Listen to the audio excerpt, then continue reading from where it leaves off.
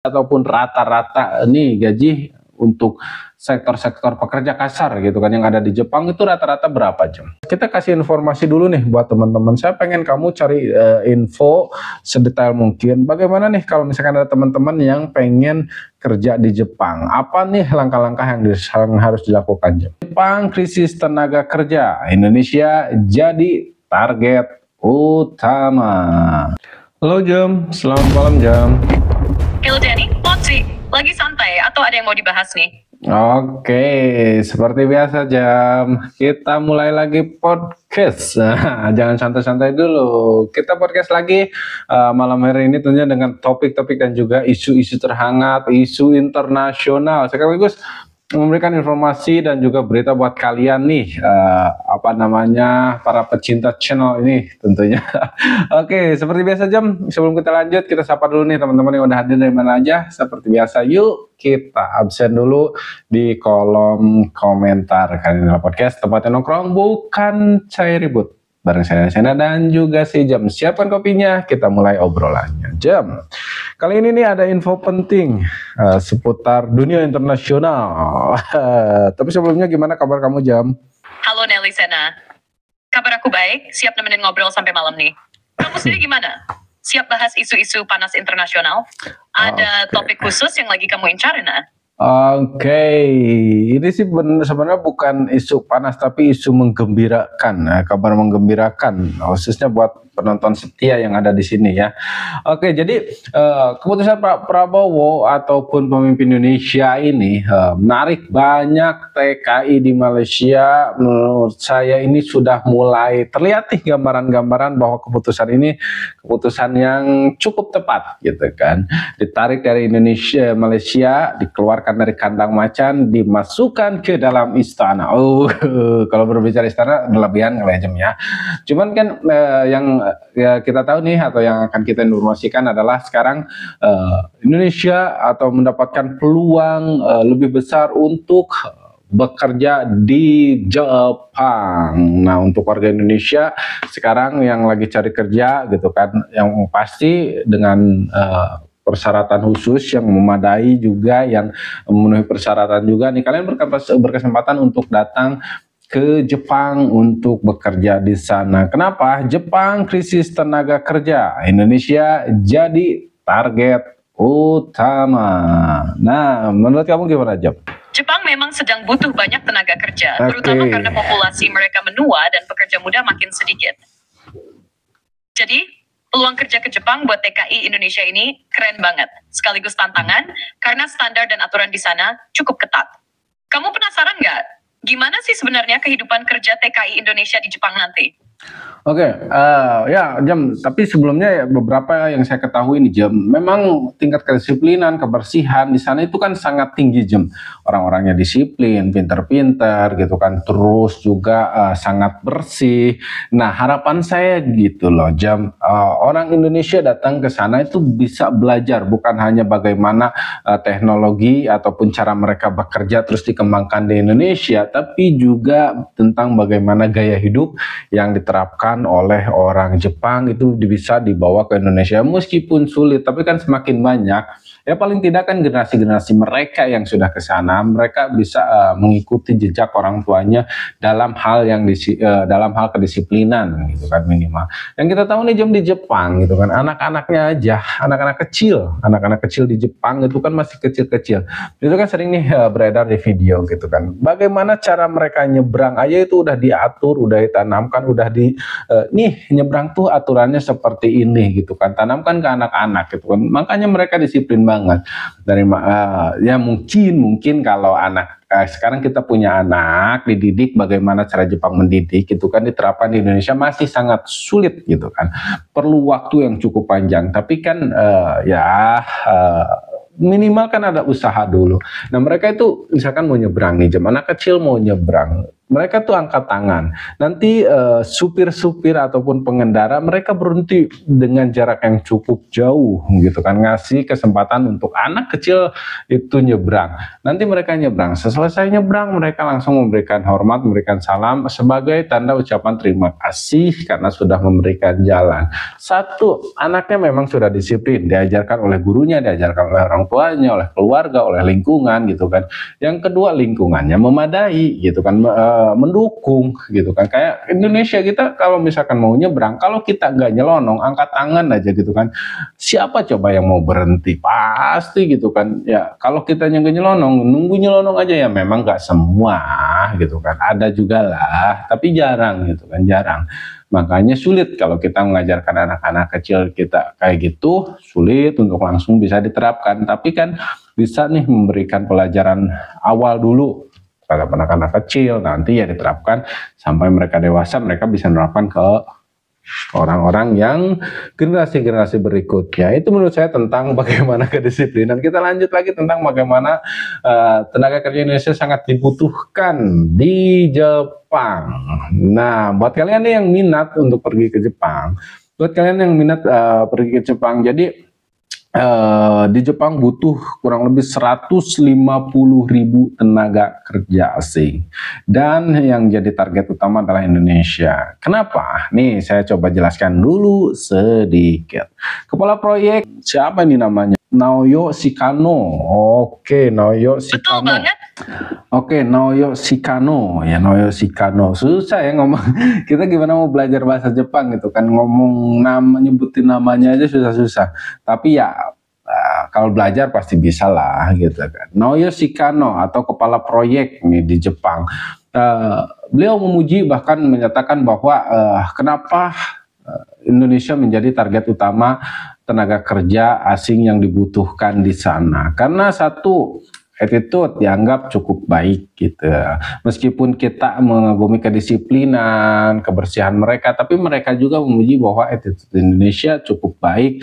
Ya, meskipun mungkin dari segi kedisiplinan beda dengan mereka, tapi mungkin perbandingan dengan negara lain, Indonesia bisa dipertimbangkan juga. Attitude-nya baik gitu kan. Terus pekerja keras juga.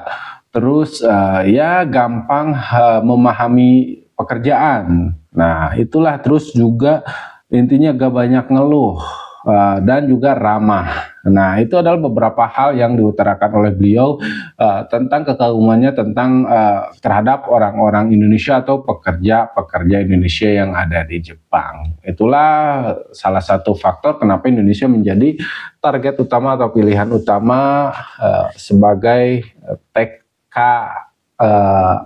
yang dibutuhkan di Jepang. Kalau kita berbicara soal tenaga kerja asing, ini kan lagi butuh banyak banget. Nah, dan dari kemarin kita selalu bahas tentang populasi.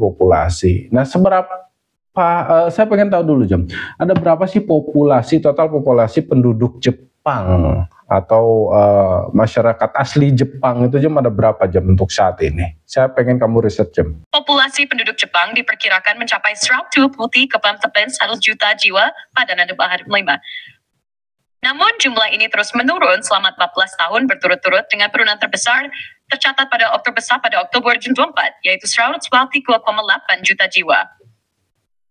Oke teman-teman, seperti biasa si Jem kalau misalkan nyebutin angka itu tuh nggak bakalan jelas, nggak kedengaran apa gitu kan, ngomong apa. Jadi saya harus coba bacakan sekali lagi biar kalian nggak pusing ya. Populasi penduduk Jepang diperkirakan mencapai 123,1 juta jiwa pada pertengahan tahun 2025. Sebenarnya cukup banyak gitu kan, nggak kekurangan penduduk sebenarnya gitu kan. Kalau kita lihat dengan total penduduk 123 juta jiwa, itu penduduk yang cukup banyak kalau menurut saya. Hanya saja yang jadi masalahnya adalah jumlahnya itu terus menurun. Nah kalau di kita kan semakin lama tuh semakin meningkat. Tapi di Jepang ironisnya penduduknya tuh semakin lama semakin menurun. Jumlah ini terus menurun selama 14 tahun berturut-turut, dengan penurunan terbesar tercatat pada Oktober 2024, yaitu 123,8 juta jiwa.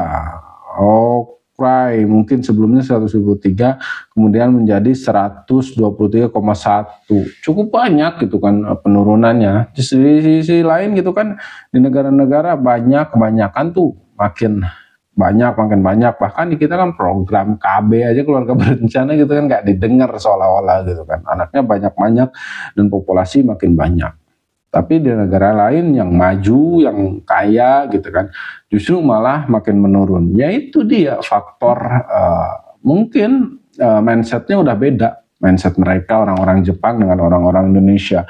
Di Jepang tuh ya kita kalau misalkan nggak bener-bener mapan, nggak bener-bener berkecukupan, nikah ataupun punya anak itu menjadi sesuatu yang sangat sulit gitu. Perlu pertimbangan yang cukup matang untuk menjalin rumah tangga atau punya anak, makanya populasi terus menurun. Nah, sementara di kita mindsetnya atau prinsip kita banyak anak banyak rezeki gitu kan. Oke, itulah dia gitu kan. Tadi kan faktornya adalah kenapa butuh tenaga kerja ya karena penduduknya semakin lama semakin menurun. Selain itu juga ya kebanyakan mereka ya mungkin kaum intelektual karena negara maju gitu kan, banyak pekerjaan-pekerjaan ya sektor-sektor tertentu yang mungkin mayoritas adalah membutuhkan tenaga-tenaga keras ataupun tenaga ahli dalam yang membutuhkan tenaga gitu kan yang lebih besar mungkin. Mereka kekurangan di sektor sana gitu kan, sementara di Indonesia itu banyak gitu, makanya jadi ini ya cukup seimbang gitu kan. Nah Jam, kira-kira untuk kita kasih informasi dulu nih buat teman-teman, saya pengen kamu cari info sedetail mungkin bagaimana nih kalau misalkan ada teman-teman yang pengen kerja di Jepang, apa nih langkah-langkah yang harus dilakukan Jam? Oke. Buat teman-teman yang mau kerja di Jepang, biasanya langkah awalnya harus daftar lewat program resmi seperti Technical Intern Training Program atau Skilled Worker Program. Terus, mereka harus lulus tes bahasa Jepang dasar, biasanya JLPTT level N4 atau N5, tergantung bidang kerja. Setelah itu, ada proses administrasi seperti pengurusan visa kerja dan pelatihan sebelum berangkat. Oke, nah kalau misalkan dari usia dan lain-lain itu ada pendidikan terakhir atau lain sebagainya, ada nggak syarat-syarat seperti itu, Jom? Iya, biasanya ada persyaratan umur, umumnya antara 20 sampai 35 tahun. Pendidikan terakhir juga penting, minimal SMA atau sederajat untuk sebagian program. Tapi buat posisi tertentu, misalnya teknisi atau ahli, bisa butuh pendidikan lebih tinggi. Kamu pengen tahu persyaratan hasa fik okipirek? Oke, tapi ya mungkin kalau untuk sektor-sektor pertanian kan kayaknya banyak tuh Jam sektor pertanian gitu kan yang di Jepang ya mungkin nggak terlalu butuh pendidikan yang tinggi kali ya Jam ya. Kayaknya SMA dan juga sederajat bisa lah gitu kan. Terus juga sekali lagi nih kalian harus bisa belajar bahasa Jepang. Ya saya yakin untuk belajar bahasa Jepang pasti cepat lah kalian gitu kan. Kalian kesana nggak hanya kerja aja, bisa juga cari jodoh gitu kan buat yang jomblo-jomblo, karena ya mayoritas kan kemungkinan kebanyakan ya usia 20 sampai 30 mungkin ya masih khususnya 20 sampai 25 atau 28 tuh masih belum nikah gitu kan. Kalau misalkan udah 30 ya mungkin ada yang udah nikah, ada yang belum gitu kan. Oke, dan banyak juga kok gitu kan TKI atau tenaga kerja Indonesia yang kerja di Jepang pada akhirnya nikah. Sektor pertanian biasanya memang nggak terlalu ribet soal pendidikan tinggi. Fokusnya lebih ke fisik dan keterampilan praktis. Bahasa Jepang juga penting banget supaya komunikasi lancar dan bisa nyesuaiin diri sama budaya mereka. Nah, soal jodoh juga lucu ya. Di Jepang memang ada kesempatan itu, apalagi buat yang lama tinggal dan paham budaya mereka. Kamu sendiri tertarik nggak kalau ngobrol soal budaya Jepang lebih dalam? Oke, mungkin itu kita harus ganti topik, Jom, kalau untuk membicarakan soal budaya dan lain-lainnya. Tapi kita selesaikan dulu ini satu-satu. Saya pengen tahu dulu nih, untuk berbicara gaji, range ataupun rata-rata nih gaji untuk sektor-sektor pekerja kasar gitu kan yang ada di Jepang itu rata-rata berapa, Jom? Kalau buat pekerja kasar di Jepang, biasanya gaji rata-ratanya sekitar 8 sampai 12 juta rupiah per bulan kalau dikonversi. Tapi ya, tergantung jenis kerjaannya dan wilayahnya juga. Ya saya coba pengen tahu di sektor pertanian dulu Jam, lebih spesifik. Rata-rata tuh berapa Jam? Di sektor pertanian Jepang, rata-rata gaji pekerja kasar bisa sekitar 8 sampai 10 juta rupiah per bulan. Tergantung wilayah dan jenis kerjaannya sih, ada yang bisa lebih tinggi kalau kerjanya lebih berat atau spesialis. Oke, nah saya pengen tahu tentang detail sektor pertanian yang ada di Jepang Jam. Oke, jadi di Jepang, sektor pertanian itu fokusnya banyak ke produk seperti padi, sayuran, buah-buahan, dan produk-produk hortikultura. Mereka juga punya teknologi modern seperti sistem irigasi otomatis dan rumah kaca canggih. Pekerjaan pertanian biasanya campuran antara kerja manual dan bantuan mesin, tapi masih cukup padat tenaga. Tapi bagaimana nih cara kerja sehari-harinya tuh seperti apa sih Jam kurang lebihnya? Biasanya kerja sehari-harinya dimulai pagi-pagi, misalnya menyiram tanaman, memanen, merawat lahan, dan cek kualitas hasil panen. Mereka juga pakai alat-alat modern buat bantu kerja, tapi tetap butuh tenaga manual buat hal-hal detail. Kadang kerja di rumah kaca, kadang di sawah terbuka, tergantung jenis tanamannya. Kerjanya cukup fisik dan kadang harus fleksibel sama cuaca. Jam kerjanya sama nggak kayak di Indonesia Jam? Atau seperti apa jam kerjanya? Jam kerjanya di Jepang biasanya sekitar 8 jam sehari, tapi kadang bisa lebih kalau musim panen atau ada pekerjaan mendesak. Mereka juga punya istirahat dan aturan yang cukup ketat jam kerja. Kalau di Indonesia, kadang lebih fleksibel. Tapi di Jepang kedisiplinannya lebih tinggi soal tepat waktu dan durasi kerja. Kamu mau aturin lembur di sana? Oke, kalau misalkan 8 jam ya sama aja mungkin ya kayak di Indonesia. Oh enggak, kalau sektor pertanian kan di Indonesia lebih singkat, jam dari pagi itu sampai jam 12. Misalkan jam 6, jam 7, 8, 9, jam 10, 11, jam setengah 12, 5 jam setengah gitu kan. Nah, kalau di Indonesia seperti itu. Kalau untuk sektor pertanian yang memang ada di perkampungan, nggak tahu ya kalau untuk yang lebih resmi nih. Nah, saya pengen tahu juga di Jepang. Di Jepang kalau di Indonesia kan kita bekerja tani itu ada perorangan. Nah kalau di Jepang itu lebih ke perorangan pribadi. Apakah memang mayoritas yang apa namanya di pertanian itu dipegang oleh perusahaan atau seperti apa Jum? Di Jepang, pertanian mayoritas memang dikelola oleh usaha keluarga atau petani perorangan. Tapi banyak juga yang sudah berbentuk koperasi atau perusahaan kecil supaya lebih efisien. Jadi nggak cuma perorangan, tapi ada yang berkelompok untuk berbagi alat dan sumber daya. Ini agak beda dengan di Indonesia, yang lebih banyak petani perorangan kecil-kecilan. Ya, saya pengen tahu itu Jam tentang koperasi ataupun perusahaan yang ada di Jepang Jam. Nah, koperasi pertanian di Jepang biasanya disebut JA atau Japan Agricultural Cooperatives. Mereka itu semacam organisasi yang membantu petani dalam hal pembelian benih, alat, pemasaran hasil panen, sampai urusan keuangan juga. Jadi petani yang bergabung di JA bisa dapat dukungan yang lebih kuat dibandingkan kerja sendiri. Selain itu, ada juga perusahaan agribisnis yang lebih besar yang pakai teknologi tinggi dan skala produksi besar. Jadi, kombinasi antara usaha keluarga yang tergabung di koperasi dan perusahaan besar bikin pertanian Jepang tetap efisien. Kamu mau tahu gimana koperasi ini berjalan sehari-harinya? Oke, cukup deh. Tapi saya pengen tahu, jadi penasaran. Jam tadi saya sempat nolak. Jadi saya pengen makin penasaran. Sektor pertanian yang paling banyak nih, gitu kan, tanaman yang paling banyak dibutuhkan tuh apa Jam yang sering ditanam tuh di sana? Sekolah pertanian di Jepang cukup banyak tersebar, terutama di daerah-daerah pedesaan dan kota kecil yang fokus ke bidang agrikultur. Kalau soal tanaman paling banyak, padi jadi tanaman utama di Jepang, karena berberas adalah makanan pokok mereka. Selain itu, sayuran seperti lobak, kubis, dan sayuran daun juga banyak dibudidayakan. Kamu penasaran sama sekolah pertanian di kota tertentu? Atau lebih ke jenis tanamannya? Oke, saya lebih ke jenis tanamannya gitu kan. Apakah rata-rata hampir sama dengan yang ada di Indonesia atau seperti apa Jam? Lumayan mirip sih. Padi memang utama di Jepang dan Indonesia, tapi sayurannya beda jenis dan cara tanamnya. Jepang lebih banyak sayuran musim dingin dan buah-buahan khas seperti apel dan anggur. Sedangkan Indonesia lebih tropis dengan banyak cabai, tomat, dan sayuran lain yang tahan panas. Ya, ada nggak Jam tanaman ataupun sayuran yang paling unik di sana di Jepang? Ada nih. Misalnya, wasabi yang tumbuh di air pegunungan yang jernih. Itu unik banget dan susah banget dibudidayakan. Terus ada juga shiso, daun aromatik yang sering dipakai di masakan Jepang. Kamu sering mencapai tanaman unik yang lain? Oke, wasabi itu seperti apa, Jem? Kalau misalkan di Indonesia sendiri lebih mirip ke apa, Jem? Wasabi itu kayak tanaman rimpang yang rasanya pedas khas, mirip wasabi yang sering kita lihat jadi pelengkap sushi. Kalau di Indonesia, paling mirip sama jahe atau kencur dari segi bentuk rimpangnya, tapi wasabi pedasnya beda, lebih nendang dan aroma khas banget. Oke. Kamu pernah coba wasabi asli? Oke, saya pikir itu jenis buah-buahan, Jem, wasabi itu. Oh, ternyata itu jenis sayuran atau bumbu, bisa termasuk bumbu yang mungkinnya pelengkap ya, pelengkap masakan.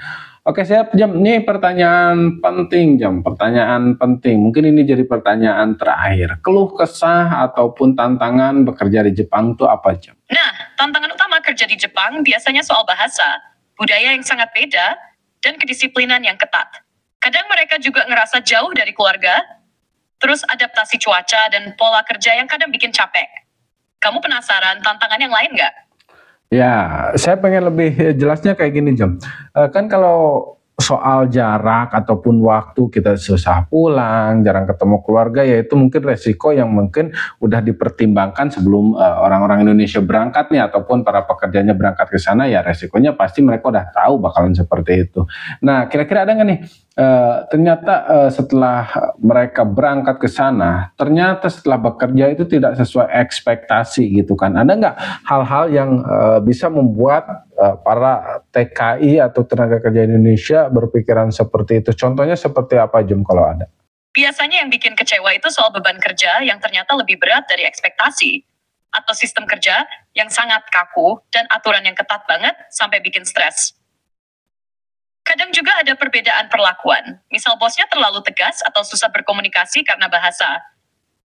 Pernah dengar cerita kayak gitu?